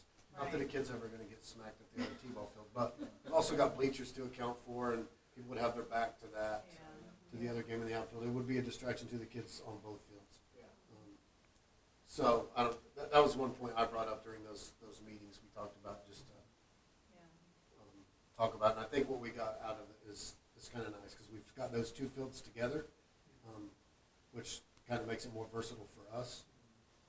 And they look like big kid fields now. They don't look like just a small field, you know. And they've got lights on And them, they're so now lit. the T-ballers are going to kind of get a big kid kind of baseball experience where they didn't have that before. And really, that's where our numbers are. You know, yeah, we start off, just like we do with basketball and everything else, we start off with 10 teams, and then by the time you get to the oldest kids, it's tapered off. You know, the kids have decided not to play or whatever. So little kids are our bread and butter, really, on this stuff. So I won't go over all this, but just kind of the highlights. We've got the baseball and softball complex. This is a splash pad that you were talking about, where the location was for it. This is kind of a 4-quadrant. It's really a neat little concept. It's got a shelter in the middle with restrooms, and then 4 smaller, like just picnic, you know, maybe 1 or 2 picnic table type shelters. And then within the quadrants, there's like I think this is bocce, I think, and I think this is pickleball, and this is like a playground, and this is like some climbing stones. And those were just concepts, but you know, it could be anything. So is there still room for that? Yes, there is. It'll be different. This parking lot didn't lay out exactly like it did in here, but it'll be different. There's frisbee golf, you know, kind of space for that back here. These are the soccer fields that we actually already have. You know, they're not finished. This would be an additional one in the future that we would add. So is frisbee golf couldn't possibly happen? Well, yeah, the plan is still to make that happen, but it's going to be one of the future phases. Well, but right now this is all wood. This is wooded and everything else. You know what I mean? So it'd take a little bit of grading work to make it happen. This is where the crossing is right now that takes you up to that north side that we were showing earlier. So we kind of kept that same loop, and but this is a future arboretum, if you will. We wanted to keep one part of this park where it's not the hustle and bustle type stuff, you know, more relaxed, passive use area, if you will, and it might have some like a nature-oriented kind of playground here, and obviously trails and trees and stuff. Would this be more paved trails? Is that kind of that? Yes, yeah, or maybe something like crushed stone or something like that. And So if anything was planted on Kenneth Bernard, how do you get water to it? well, now we have water out there, but up to this point we've carted it from. So when we had new trees, we've got a big tank we'd fill up and go out and water them. Sometimes prayers, you know, send those up. That's what we get. But that's really the highlights. This is kind of a natural amphitheater. There's actually kind of a bowl right there already, and so it's really just kind of taking advantage. It's all full of scrub trees and things like that now. It'd have to be cleaned out and terraced a little bit. That pavilion is there currently, but there's no shelter, so that shows up with the shelter. And you can see kind of these little shelters here and there to kind of talk about, you know, going back to what we were talking about earlier. This is the concept for City Park of how it might change. This is where the baseball fields are now. And so basically this, from here forward, is where the baseball fields are at on that property, and this is that kind of overgrown creek area that we have. We'd like to be able to get over there and, you know, have some nature trails that go along there. This would be kind of like more of a prairie grass and tree type of scenario around this kind of loop of the trail. Something we wouldn't mow, like a manicured mow all the time, but mow, you know, a couple times a year. This would be more of the, you know, an open space to go in and throw the frisbee and do whatever, that kind of stuff. It's got some volleyball courts, some sand volleyball, basketball, sledding hill, which that hill already exists and people already sled on it, so it doesn't nothing really changes there. These are little workout stations, you know, around there. A big playground and Splash. This is actually where Splash was intended to go, and an improved shelter that would have a restroom in the middle of it. And we're going to keep this one, at least this one baseball and softball. Actually, this is a softball size field for practice and just for if you wanted to just go out with the family and, on a Sunday afternoon and play, that would be a place to go do Is it. that, so on the bottom middle, just, is it a parking lot? No, to the right? This, Yeah. no, so actually, if this, I don't know if you can remember what this parking lot's like right now, but it's basically head in parking this way and head in parking this way. This is an expanded parking lot. It doubles the size of the hard surface parking lot we got down there now. This would actually be gated here, so you couldn't actually drive to the right like you do now. I know if you've been down there, you know how narrow that is going around that curve. But that's actually, the street department has a stockpile down there for gravel and riprap and all kinds of building material type stuff. And so that would be strictly, basically access for them to be able to get to that. And, we've talked a little bit about this tonight. Just to kind of give you the real quick on this, this road got asphalted, this was gravel down to this cul-de-sac. We've got, whereas at the old ballpark that we were just looking at, well, that is the old ballpark, but it hasn't changed like that. We've got like 80 paved spaces. We've got like 370 out here now, which is going to help us out tremendously. Basically, the way it lays out is these are interchangeable T-ball and coach pitch fields, and that makes up kind of one of those quadrants, like when you were talking about that traditional wagon wheel shape. We were able to fit two in where you typically only get one. It also, allows for some buffer, between the parking lot there as well. So this is a softball / under 10 baseball field. This is a softball / under 12 baseball field, and this would be full-size high school baseball, 300-foot fence. Are they all different sizes, or is it just the perspective? No, they're all different sizes. This outfield is about 200 feet. I think these are 120-ish, maybe, I think. Maybe not quite that. This one is 200. This is 250 to foul, 275 to center, and then this one is 300 feet. So years ago, I'll interrupt this real quick. Years ago, we had, I told you that the girls' high school varsity fields were at our park.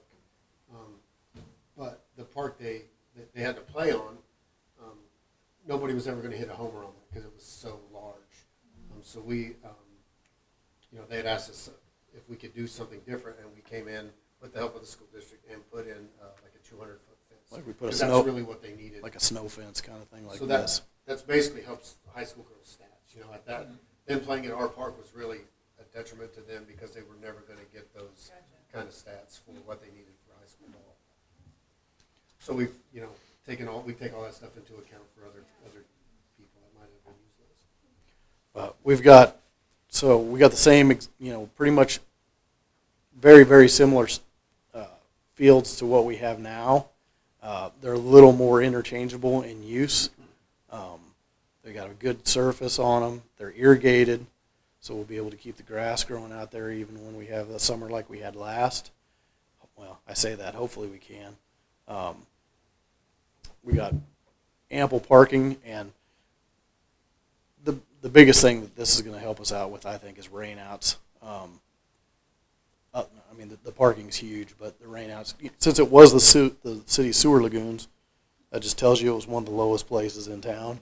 This, you guys, if you've been out to Bernard Park, you know how windy it is out there. So this is going to dry a lot faster for us, and we've got LED lighting out there, so it's going to be really nice, bright lights. And I'm really excited for it. This is the concession stand here, and on this end is the concession stand, which as you come up the main concourse into it, you'll walk right up to the front entrance of it. It's got a little bit of an overhang in the front. Then in between here, this is open. I don't know how to explain that. The front concession building is a standalone building, and it's all got the same roof, but there's an open space in between it where we'll have picnic tables. Breezeway. Thank you. And so there'll be like half dozen picnic tables in there, and it'll be obviously shaded. So it'll be nice for people to take their concession or just get out of the sun in there. This end, there's a restrooms on either side of this, and then there's a men's on this side and a women's on this side, and then there's a family restrooms right behind that. And then the very end of it, we have a small maintenance shop in there where we'll be able to keep like that infield groomer and some of the stuff that we use out there on a daily basis. The dugouts are really cool, and you can't see it in this one. Maybe you can. Yeah, they're still on in there. All the bleachers, they're 5-row bleachers, and in that one you can see it right there. They have a shade structure over top of them. So at least until the sun dips way down, you might get, hopefully get a little shade. So we're excited for this, and yeah. Well, because, there is a lot of, we planted, I think, around 50 trees on the side with the project. I shouldn't say we.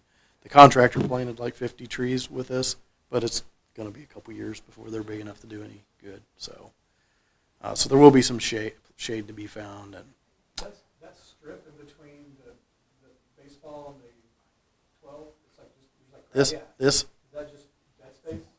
yes. And the water line, so the water lines come in through that way and go out.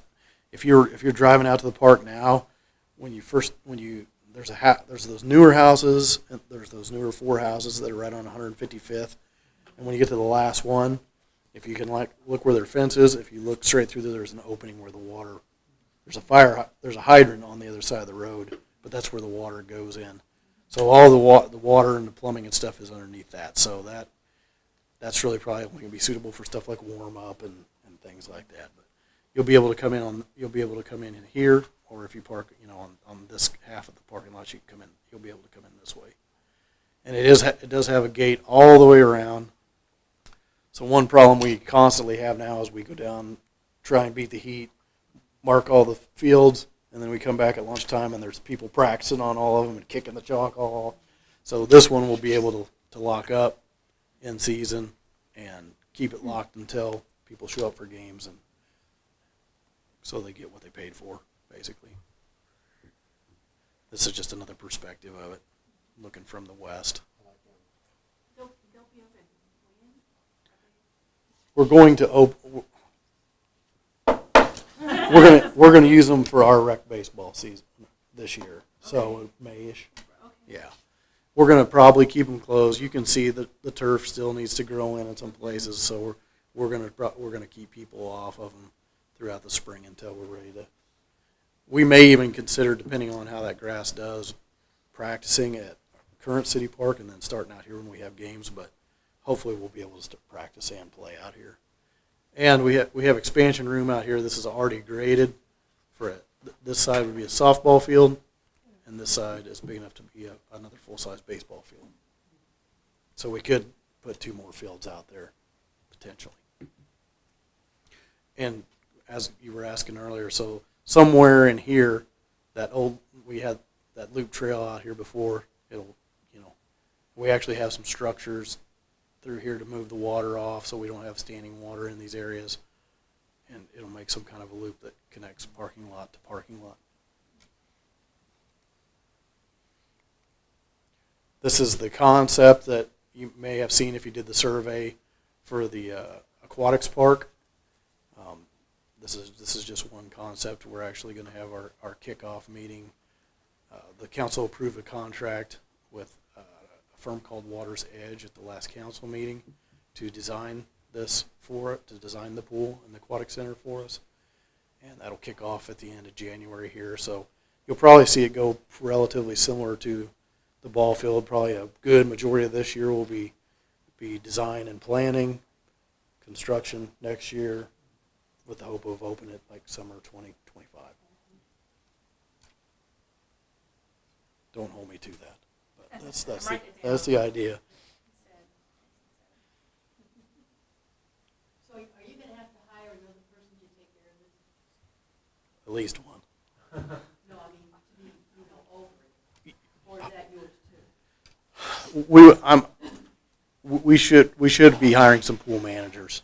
That's part of the process we're going to go through too. They have staff on hand that helps you decide, determine what the needs are for that. And it's all going to be based on this is a concept now, you know what I mean? So because we could get that for $8.5 million 2 years ago, when they first looked at this, they may not be able to get that when it's actually built. So that's going to determine how much staffing it needs and so on and so forth. Is that thing with the black lines, is that a diving board, is that a pool? Yes. So that's lap lanes. Lap. Yeah. That's a 25 meter. Is that right? 25 meter? 3 meter. Yeah. 4 yards. And it's got a diving well on this end, so it's deeper for the diving board. But like I said, concept only at this point in time. So on post, when I go to the pool, they blow the whistle like every hour and a half, and all the kids have to come out, and the adults can go in, and it's just very peaceful. Really? Or do you have all the kids sitting there staring at eyeballing you? It's been like that for decades. Well, I guess there's a lot to learn for all of us on staff, and hopefully we can get some people hired on here that have some expertise and can tell us, no, you guys are stupid, this is how you should do it, and all that kind of stuff. So But you gotta get those kids out of them, just use like water. yeah, that's true too. That's the last slide we got for you guys tonight. So be happy to answer any questions that you have. Does the land, where that's going to sit, it looks like it really slopes down into there. I mean, is there a lot of, I don't know, obviously moving trees, but even land around it? They're doing the survey. I saw the 80% survey results just came through yesterday, and I'm not a land surveyor and I'm not an engineer. So just to make that clear. But anyway, they're going to have to try and determine where's the most logical place on the site to put this. The council has said they would really like it to be on if you can picture that property, basically at the corner of Bittersweet and Mary. Give it the most visibility. It'd be close to the elementary school parking lot, so maybe that could be bleed over parking potentially in the summertime if you needed it. All those things, having visibility on two sides is a big one, to try and keep, vandalism down. What's the capacity of the pool? It's not designed yet, so I don't know. Oh, okay. I don't know. What do you think it should be? Not crowded. Well, the problem with, and I'm not telling you, I want to be careful what I say here. I'm not saying I want it to be crowded, but if it's not crowded, you're not making any money at it either. So you're not. Oh, it'll be. You're never gonna. It's a quality of life type thing, the people that live in town are gonna pay for the capital cost of this until it's paid for. The best you can hope for is to recoup your operation and maintenance costs, through your fees and your concessions. So, anyway, What if you don't? It's then not as like- it'll come out of the general fund. Okay, it doesn't get shut down or? No. I mean, some places are doing that. Yeah. Some places are doing that. If they, there's some bigger cities that have multiple pools that they've had to make those choices and close some and leave some open, and there's smaller communities that have closed their pools altogether. But that's had more to do with staffing, I think, though, than budget, I think. But you could have swimming lessons there, for the kids. Yeah. And then they wouldn't have to go to the cold, freezing St. Mary's College or the Riverfront Community Center, and Yeah. you can make your bucks there. There's all kinds of programming you can do. The challenge becomes with that, the more hours you're open during the day, the more lifeguards you got to have. And that's, as we all know, has been a challenge for a lot of pools lately. So you can't, I'm sure there's ways you could maybe partition part off of somehow. Hey, you only need 5 guards to open this part of the pool or something like that. But I'm not certain about that at this point So, in and, time. and the pool area would be fenced, right? Oh, yeah, absolutely. And then it would have lights too, right? I would assume so, yes. At least security lighting. So if we did add, they talked a little bit about splashing that last splash pad. you know, it might be, and like I said, this is just a concept. It may be something that's like out here that's outside of the fence, because that could actually be something that might open like in April, where this wouldn't open probably till Memorial Day, but if you had nice enough weather, you could open it earlier in the year, and then, you know, you lose all your guards when everybody goes back to school, then that may be able to continue to be open until September or something like that, even after the pool's Does closed. that pool have a low end, or like 1 foot or 2 foot? This is a, rooms to go in? in this concept, it's a zero depth entry, so it's just like a ramp going down. So this, in this area here, I think it's only like 3 or 3.5 foot deep in this concept, but it goes from 0 to that depth out here 0 to what? to like 3 or 3.5 feet, I think, something like that. It's like one in Bonner. Yeah, but it's a gradual slope down as opposed to a straight. And this is, I'll just, if you're interested, this is the, you know, bathhouse concession, shade areas obviously all around there. This is a family slide, which is just like it's a wide, it doesn't have a real lot of slope to it. They're kind of cool, you know, lanes, all that. These would be the slides. I was really hoping the slides would go into the pool, but the problem with that is, and I didn't know this, and they're like this at Tongi too, if you can think about that. If you don't have enough guards, if it's standalone like this, but you've got enough guards to open all this, you can still open. But if they actually go into the pool, they require X amount more guards, and if you don't have enough, then you can't open. And this is a current. They call this a current channel, which is like a mini lazy river, I guess. So you go down that lazy river with your body or with a raft? This would probably most likely just be bodies only. Yeah, I don't think we're going to want a bunch of rafts and things. And that becomes a lot of obstacles for the guards to look around. Yeah, Put them in a pretzel and you got a raft. there you go. Well, I told you we wouldn't go 2 hours, and we did. So, yes, Appreciate it. yeah, no.